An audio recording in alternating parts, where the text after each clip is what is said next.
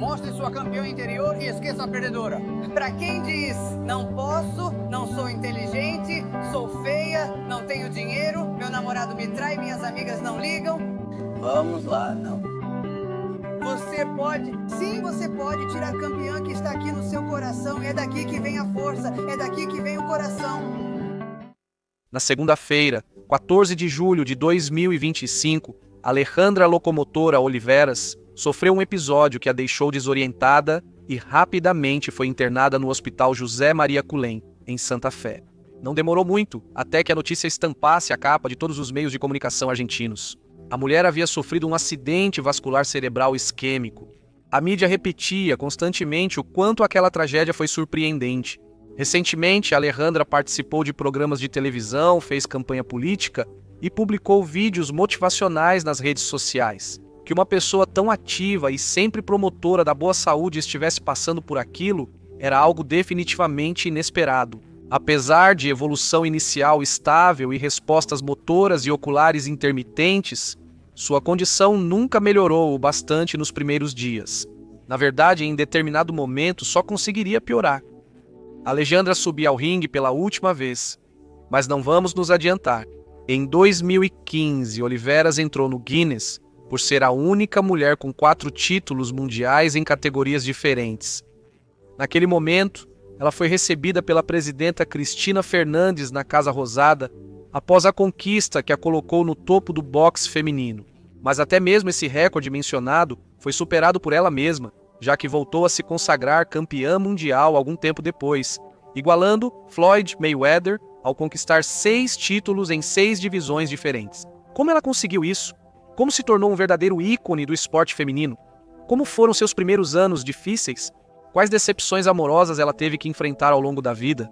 Como foi que conquistou um espaço de destaque nas redes sociais? Qual era o rumo da sua carreira política?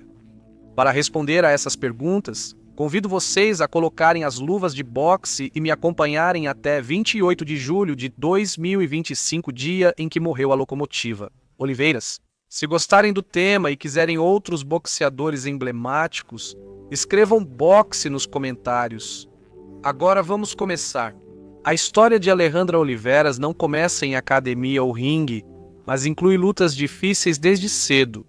Poderíamos dizer que o primeiro toque do gongo aconteceu em 1978 em um canto do norte argentino, onde o sol castiga a terra seca e os sonhos se evaporam com a poeira da rua. Falamos de El Carmen, na província de Jujuy. No dia 20 de março daquele ano, nascia uma menina cujo entorno seria marcado por uma profunda pobreza. Alejandra cresceu em uma família numerosa com 7 irmãos, onde a necessidade era constante. Seu pai trabalhava em empregos informais e sua mãe cuidava do lar com dedicação. No entanto, nada podia evitar que a precariedade atingisse a todos eles. Muitas noites a família passava fome, e isso não era o pior. O pior era a incerteza de não saber se no dia seguinte conseguiriam reverter a situação. O panorama não era animador, mas Alejandra assumiu desde a mais tenra infância que levar golpes sem revidar não era para ela. Na escola, Alejandra se destacava pelo seu interesse constante nas aulas. À tarde, enquanto outras crianças brincavam, ela aprendia a trabalhar e ajudar em casa. Sua energia era indomável e era marcada por um temperamento forte e uma vontade que sempre a impulsionava a buscar algo melhor. Aos 14 anos, Alejandra se apaixonou e logo começou um relacionamento. Aquilo parecia um oásis em meio a tantas calamidades, até que descobriu que estava grávida. O que uma garota sem nada poderia oferecer a um bebê prestes a nascer? Essa era a pergunta que todos faziam a ela, e ela respondia de cabeça erguida, sem que suas palavras tremessem. Ela podia amar? Para Alejandra, laços afetivos foram base e feridas. Naquela época, ela começou a ser maltratada pelo seu parceiro. O homem que deveria acompanhá-la em um dos melhores momentos a agredia física e emocionalmente sem trégua. Mais uma vez, a vida a colocava contra a parede. Mais uma vez, ela não abaixou o olhar. Silenciosa e decidida. Treinava em segredo, suportando um lar hostil. Fazia abdominais e socos diante do espelho, como quem se prepara não só para uma luta, mas para uma nova existência. Até que um dia, Ao tentar agredi-la novamente, ela revidou com um golpe certeiro. Ela pegou seu bebê nos braços e foi embora para nunca mais voltar. Embora ela ainda não soubesse, aquela foi a primeira luta vencida graças aos seus punhos. Essa experiência não só marcou o início de sua trajetória esportiva, mas também lhe ensinou a nunca mais aceitar a submissão. A partir de então, o boxe se tornou seu refúgio, sua trincheira e sua forma de cura. Alejandra queria fazer muitas coisas. Queria ser astronauta, karateca, psicóloga. Tudo a entusiasmava. Mas isso era quando era mais jovem, solteira, e a universidade parecia muito distante para ela. Treinar era o seu fio terra. Aliviar mágoas do passado e futuro suando ajudava sua mente a focar no presente. Um de seus passatempos era ver lutas na televisão. Tudo mudou quando viu Tyson, seu boxeador favorito, em mais uma de suas redenções. E se eu fosse boxeadora? Pensou. O pensamento passou quase despercebido e se instalou em algum lugar da sua mente. Com o passar dos dias, ele voltaria uma e outra vez, cada vez com mais força e renovação. Quando Alejandra entrou em uma academia, soube imediatamente que estava entrando em um terreno difícil. Aquele parecia um lugar reservado apenas para homens. Ela se sentiu intimidada? Não. Inquieta e hiperativa, logo conquistou seu espaço. Aqueles que ousavam zombar dela desistiam de suas intenções quando cruzavam com seu olhar. Alejandra estava decidida e não deixaria que preconceitos a impedissem. A academia era seu santuário. Ali, pela primeira vez, sentiu que tinha controle, que podia canalizar toda a raiva, a fome e a dor em algo concreto. Aprendeu a lutar não só contra rivais, mas contra sua própria história. Seu corpo começou a se transformar e, com ele, sua autoestima. A lenda começava a ser forjada. Os primeiros treinos foram brutais. Técnica não lhe sobrava, mas ele tinha o mais importante: determinação e espírito de superação. Seu estilo passou a chamar atenção, avançando, encurralando e forçando o adversário a recuar. Ele não especulava nem dançava, avançava como locomotiva. Esse apelido virou sua marca registrada. A partir daí, nada mais a deteria. Nos anos 90 e início dos 2000, mulheres boxeadoras eram vistas como estranhas. Principalmente para quem vinha de origem humilde, tinha sotaque do interior ou não seguia o padrão midiático de feminilidade. Existiam outras mulheres boxeando, mas poucas tinham tanta exposição e frontalidade. Para Alejandra, era difícil conseguir adversárias. Era difícil que a federação reconhecesse suas lutas. Ela denunciou várias vezes que não lhe davam luta por ser mulher, pobre e de boca grande. Alguns promotores sugeriam que ela usasse mais maquiagem, falasse mais baixo ou aceitasse contratos para posar de forma mais sensual. Ela riu de todos e cada um deles, e quando a raiva aumentava, ela saía para continuar treinando. Enquanto buscava seu lugar para lutar em um ringue, Alejandra lutou para existir dentro de um sistema que havia como uma anomalia. Ela insistiu tanto que passou a lutar em locais distantes como galpões, clubes e festivais de bairro. Às vezes pagavam para ela com moedas ou com um sanduíche e uma garrafa de água. Mas o que importava para ela era outra coisa: manter-se em movimento para mostrar que estava falando sério. E assim, entre rounds improvisados, treinos com pesos caseiros e luvas rasgadas, ela foi construindo seu nome. Os jornalistas esportivos começaram a acompanhá-la, enquanto os promotores perceberam que não era bom subestimá-la. Os boxeadores anticéticos passaram a respeitar sua determinação. Ela, cada vez mais consciente do seu papel, começou a entender que já não lutava só por ela, mas por todas que viriam depois. Quando Alejandra percebeu que sua epopeia era maior do que ela mesma havia previsto, ela estalou o pescoço e enfrentou o destino com um sorriso e desejo de glória. A carreira de Alejandra Locomotora Oliveras começou oficialmente em 2001. Após a estreia, houve uma ascensão imparável, intensa e crua. No início da carreira, ela permaneceu invicta, vencendo por pontos e nocaute técnico. Quem a via lutar concordava. Ela era diferente. Não era apenas a força dos golpes ou sua resistência. Havia nela uma energia vulcânica que dominava o ringue. Por isso, não foi surpresa quando, em 20 de maio de 2006, ela alcançou a glória ao se consagrar campeã mundial, peso super galo do World Boxing Council, para vencer por nocaute Jack Nava em Tijuana, México. Nessa ocasião, ela lutou como nunca. Depois, ela revelaria o motivo da luta, um contexto triste que, com o tempo, explica quem ela é. que nunca teve medo dos holofotes ou da pressão externa. Poucos dias antes de disputar seu primeiro título mundial, Alejandra enfrentou outra facada emocional. Ao chegar do treino, ela encontrou seu marido deitado com sua irmã. A descoberta aconteceu apenas 10 dias antes da viagem, mergulhando-a em uma angústia devastadora. Ela já disse que sentiu que o mundo desabava, que estava quebrada e destruída, mas, fiel ao seu estilo, ela preferiu não se paralisar pela dor. Ela viajou com o coração partido e subiu ao ringue com fúria contida. Segundo ela, descontou na rival. Mais que o cinturão, seu prêmio foi a descoberta. Nem a traição mais cruel a desviaria do seu caminho. Relacionamentos afetivos violentos, traições e decepções apenas reforçaram sua identidade. Em vez de se fechar no ressentimento, Alejandra canalizou cada golpe emocional. Em treino, em disciplina e em força. Com os filhos como motivação e resiliência, trabalhou em 5 academias simultaneamente. Dormia em colchões no chão e usava seus primeiros prêmios em dólares para comprar materiais e construir sua casa, não para luxos. Enquanto isso, as portas para o topo começaram a se abrir. Não foi com palavras-chave nem abracadabra, mas com sucessivos golpes. Após 2 defesas bem-sucedidas, Alejandra perdeu o título para Marcela La Tigresa Acuña em 4 de dezembro de 2008, no Luna Park, Buenos Aires. Em 18 de fevereiro de 2011, foi derrotada por decisão unânime por Mônica Acosta. Porém, em 12 de agosto do mesmo ano, consagrou-se campeã mundial novamente.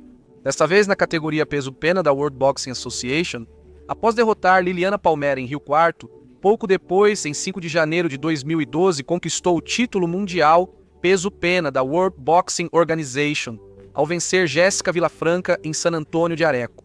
Cinturão defendido com sucesso 5 vezes. Em 11 de outubro de 2013, conquistou seu 4º título mundial dos leves da World Boxing Association ao vencer Lelilos Flores. Em 15 de novembro de 2014, perdeu o título superleve do Conselho Mundial de Boxe para sua compatriota Érica Farias.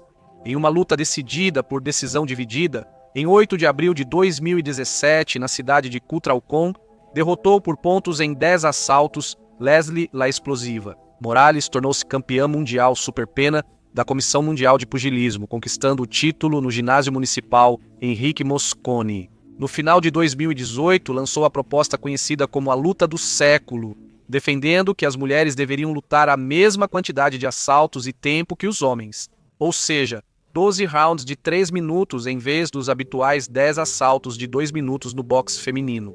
Finalmente, em 11 de maio de 2019, voltou a vencer Leslie Morales, desta vez por nocaute técnico no 8º assalto, conquistando novamente o título mundial da Comissão Mundial de Pugilismo.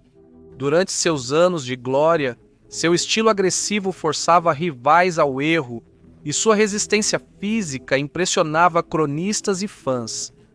Oliveras também soube aproveitar sua imagem pública como campeã para divulgar o boxe feminino. Em entrevistas, ela defendeu mais inclusão de mulheres na modalidade, igualdade econômica, visibilidade e regulamentação. Seu discurso tinha uma contundência difícil de refutar, sua própria história de vida servia como evidência da luta. Após Alejandra Oliveira se consolidar como campeã, algo mudou, não apenas ao seu redor, mas também dentro dela. Seu nome começava a ressoar fora do boxe. Já não era necessário saber quem era o presidente do World Boxing Council ou em que categoria ela lutava para reconhecê-la. Era só ligar a televisão ou acessar as redes sociais. A locomotora havia se tornado muito mais que uma boxeadora. Sem vergonha, Alejandra passou a compartilhar sua filosofia de vida. Sua maneira de falar era direta, sem eufemismos, com gírias do interior argentino e um tom de bairro inconfundível. Isso a faria rara no meio midiático. Ela podia aparecer em programas de televisão com a mesma roupa que usava para ir à academia, enquanto se emocionava, gritava, chorava e xingava ao vivo se preciso. Parte da população o desprezava, enquanto outra o via como uma lufada de verdade. Em um meio cheio de hipocrisia, a locomotiva virou carne de memes e de frases virais. O que começou como um consumo irônico, depois se transformou em algo muito mais honesto. Atrás dessa imagem pitoresca existia uma inegável potência humana. À medida que sua popularidade crescia, Também crescia sua influência em clubes de bairro, academias comunitárias e escolas esportivas. Seu nome já não era apenas o de uma campeã, era um exemplo. Ela começou a aparecer em espaços religiosos, realizando atos solidários e dando palestras motivacionais em presídios, refeitórios, fundações e centros comunitários. O sistema, que antes a rejeitava por não se encaixar, agora a via desfilar pelos corredores com o mesmo desconforto. Apesar dos aplausos do país, o establishment nunca a aceitou totalmente. Com o tempo, Alejandra foi incluída na lista das mulheres mais influentes do esporte argentino, e os reconhecimentos começaram a encher suas prateleiras. Com a maturidade, sua energia passou a se voltar para um campo ainda mais complexo, a política. E com ela, uma intenção explícita de transformar a dor vivida em ação concreta para os outros. Enquanto cursava na universidade, Alejandra entrou na política pelo partido de extrema-direita UNIT Santa Fé, como candidata a deputada federal. Sua candidatura despertou adesões intensas e rejeições igualmente contundentes. Para alguns, ela era uma voz autêntica e necessária que questionava a hipocrisia da política profissional. Para outros, era uma tentativa improvisada, carente de preparação formal. Além desses pontos, destaca-se sua habilidade de entrar no debate público, gerar discussões e provocar reflexões sobre quem pode ocupar espaços de poder. Em abril de 2023, integrou a campanha presidencial de Patrícia Bullrich. Caso fosse vencedora, mencionou que ele integraria a Direção Nacional de Segurança em eventos esportivos. Em 2025, Oliveira liderou a lista da Frente da Esperança, que obteve 5,6% dos votos. Assim, foi eleita como convencional constituinte em Santa Fé, porém não chegou a assumir o cargo. De novo, ela enfrentaria sua luta mais difícil. E é assim que nossa história volta ao começo, na segunda-feira, 14 de julho de 2025. Alejandra Locomotora Oliveras foi internada no Hospital José Maria Cullen, em Santa Fé, após um acidente vascular cerebral isquêmico que lhe causou perda de mobilidade no lado esquerdo do corpo e um estado crítico. Considerada estável, com resposta motora e abertura ocular intermitentes. Durante os primeiros dias, sua condição nunca melhorou o suficiente. Ela foi submetida a uma craniotomia de emergência devido à obstrução da artéria carótida direita. Durante aproximadamente 2 semanas de internação, seu estado flutua entre períodos com assistência respiratória mecânica e respiração espontânea parcial. Apesar de sinais positivos, ela não voltou à consciência plena. Na segunda-feira, 28 de julho de 2025, por volta das 16 horas, ela teve um choque devido à embolia pulmonar maciça, desenvolveu hipoxemia severa e sofreu parada cardiorrespiratória refratária. Apesar dos esforços médicos, ela faleceu naquele momento.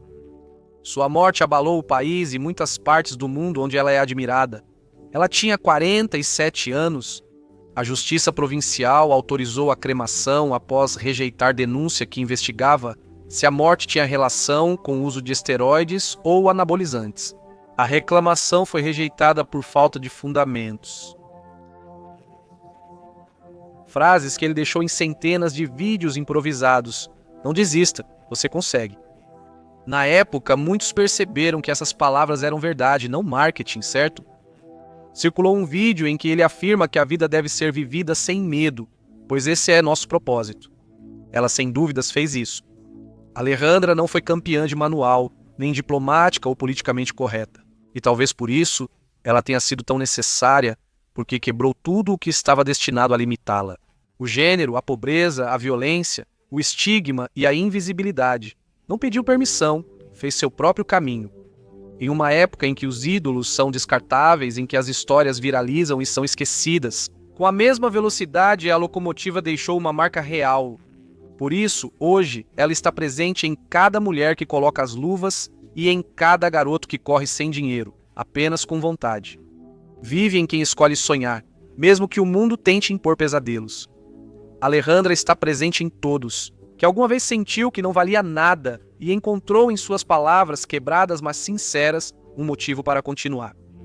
É claro que sua última luta com a morte também foi dela. Hoje, além de ser tudo o que foi, Alejandra também se coroou.